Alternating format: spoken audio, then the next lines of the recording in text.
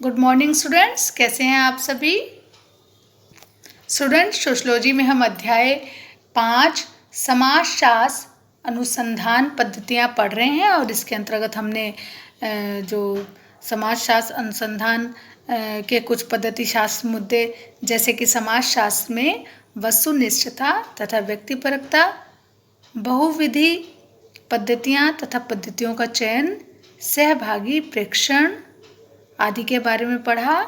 और इसमें हमने सामाजिक मानव विज्ञान में क्षेत्रीय कार्य और समाजशास्त्र में क्षेत्रीय कार्य के बारे में पढ़ा।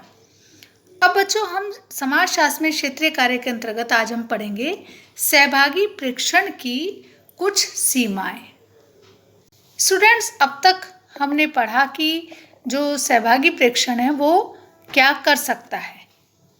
बच्चों, सहभागी प्रेक्षण की जो मुख्य ताकत है ना, वो ये है कि सहभागी प्रेक्षण के द्वारा यानी कि अवलोकन के द्वारा व्यक्ति के जीवन की महत्वपूर्ण और विस्तृत तस्वीर दिखाई देती है।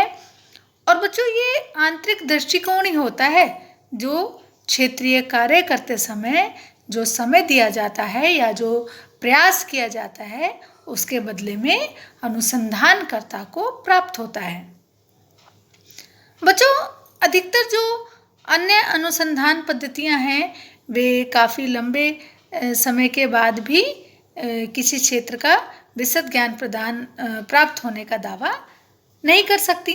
और इसका कारण यह है कि वे सामान्यतः संक्षिप्त तथा जल्दी में दिए गए क्षेत्रीय दौरों पर आधारित होती हैं।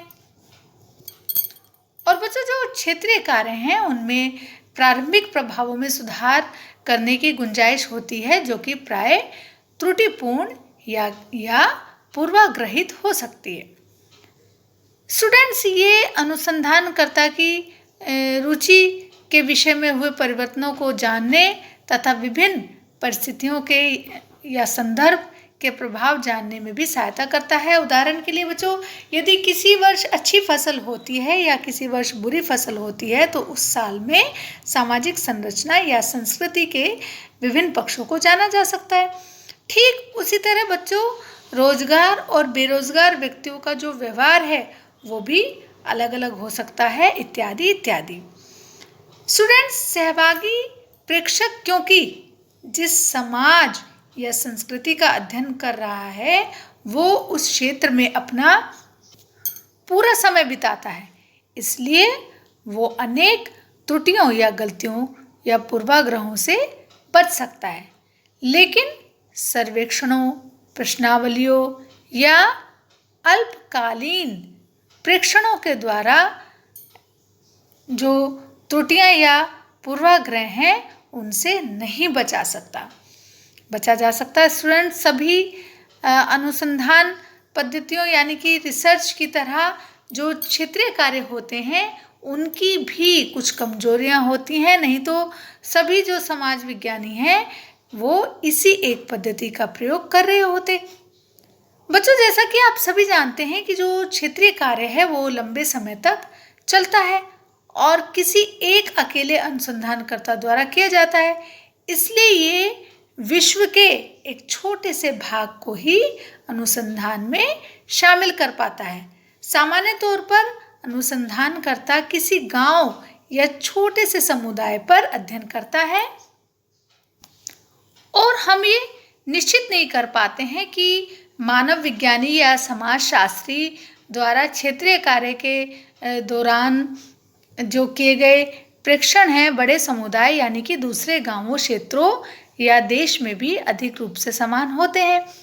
ये क्षेत्रीय कार्य की सबसे बड़ी कमजोरी है। और बच्चों, क्षेत्रीय कार्य पद्धति को एक और महत्वपूर्ण सीमा ये है कि हमें ये पता ही नहीं होता कि जो बातें बताई गई हैं वे खुद मानव विज्ञानी की आवाज़ है या फिर उन लोगों की जिनके बारे में अध्ययन किया गया है। और हमेशा ये संभावना रहती है कि मानव विज्ञानी ने चेतन या अवचेतन मन से जो नोट्स लिखे हैं उनमें किन बातों का चयन किया गया है तथा वो पाठकों के सामने इसे अपनी किताब या निबंधों में कैसे प्रस्तुत करता है। और क्योंकि बच्चों हमारे पास मानव विज्ञानी के द्वारा कही गई बातों के अलावा और कोई दूसरा रूप उपलब्ध नहीं होता, इसलिए इसमें हमेशा त्रुटि या पूर्वाग्रह की संभावना रहती है। बच्चों सामान्य तौर पर एक पक्षीय संबंधों के कारण भी जो क्षेत्रीय कार्य पद्धति है उसकी आलोचना होती है।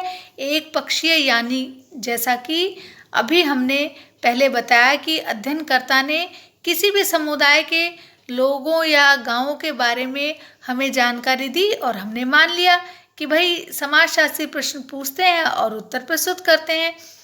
इसमें विरोध में बच्चों कुछ विद्वानों ने ज़्यादा संवादीय और प्रारूप बनाने का सुझाव दिया है, अर्थात जो क्षेत्रीय कार्य है उसमें जो परिणाम है उनके प्रस्तुतिकरण के तरीके बताए गए हैं कि जो उत्तर देने वाले लोग हैं वे प्रत्यक्ष रूप से शामिल हो सकते हैं, या फिर ठोस शब्दों में ये भी कह सकते हैं कि कोई भी व्यक्ति जिस समुदाय का अध्ययन कर रहा है उस व्यक्ति के कार्यों का उस समुदाय की भाषा में अनुवाद होना चाहिए और इस पर उस समुदाय के लोगों की राय और उनके उत्तरों को रिकॉर्ड करना भी शामिल है। और जैसे जैसे अनुसंधानकर्ता यानी कि जो अध्ययन करने वाला व्यक्ति है या फिर जिन व्यक्तियों पर अध्ययन किया जा रहा है उन दोनों के बीच की सामाजिक, आर्थिक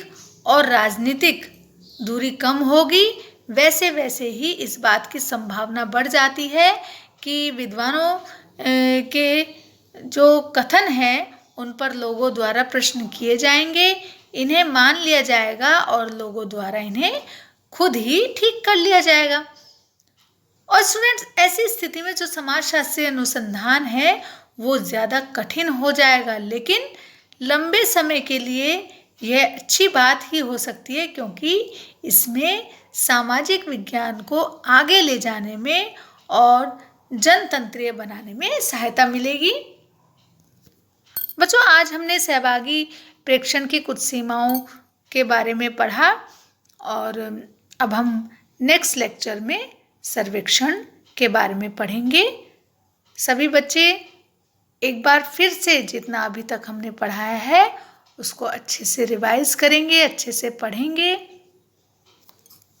ओके स्टूडेंट्स, नेक्स्ट लेक्चर में फिर मिलते हैं। Bye bye.